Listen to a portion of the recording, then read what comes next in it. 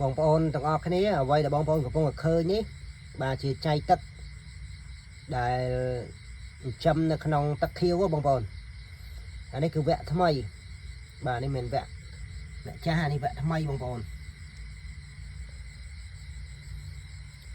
ហើយចៃក្រហមនេះទឹមតឡើងដែរទេបងប្អូនណាបាទទឹមតឡើងដែរទេអានេះអត់តាន់បានដួសឲ្យស៊ីទេព្រោះឲ្យវាទឹមតឡើងអញ្ចឹងយើងទុកឲ្យវាឡើងរៀងច្រើនបន្តិចចាំយើងដួសឲ្យស៊ីអានេះអាងបន្ទាប់នេះអត់តាន់ឡើងទេនៅហែលមួយបងប្អូនបាទអញ្ចឹងឥឡូវយើងមើលអាងបាទអាងក្បែរនោះទៀតបាទអាងនេះឡើងដែរប៉ុន្តែឡើងតិចល្មមអានេះអត់តាន់បានអត់តាន់ល្មមឲ្យស៊ីកើតទេបាទចឹងអាងបន្ទាប់បាទអាងក្បែរដូចក្បែរគ្នាហ្នឹងណាបាទនេះទឹកនៅខៀវបងប្អូនទឹកនៅខៀវល្អោកប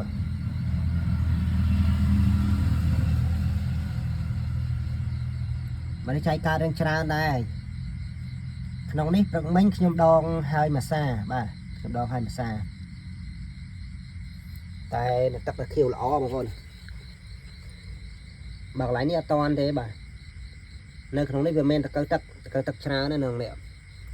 តែចឹងទៅវាអត់សល់បាទ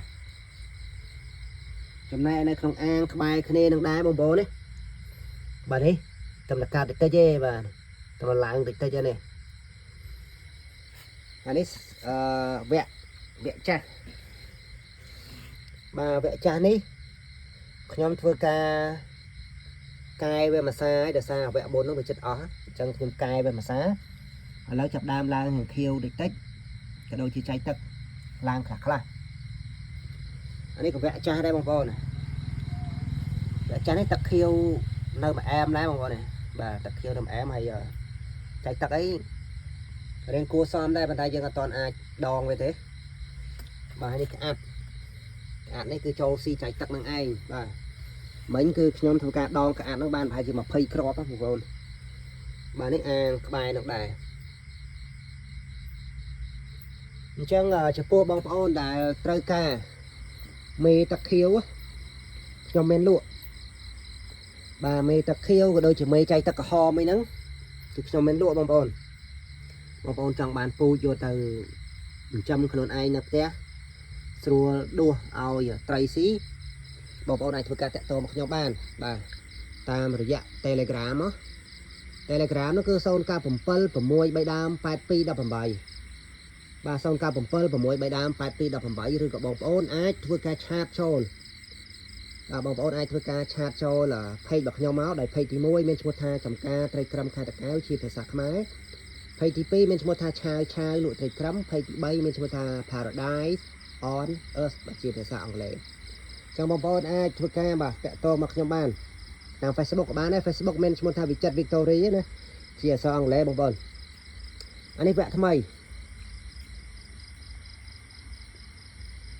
បាទបងប្អូននេះវគ្គថ្មីធ្វើ5អាងធ្វើ5អាងបងប្អូន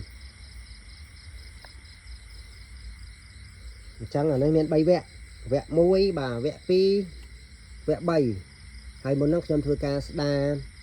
អាងតូចល្មមហ្នឹងចូល3-4អាងទៀតបាទស្អែកធ្វើការបាចចំណៃអញ្ចឹងធ្វើបន្តទៅបាទគ្រាន់បដោះឲ្យត្រីស៊ីបាទបងប្អូនទាំងអស់គ្នាអញ្ចឹងវីដេអូនេះមានតែប៉ុណ្្នឹងទេអរគុណជួបខ្ញុំវីដេអូបន្ទាប់នៅពេលក្រោយ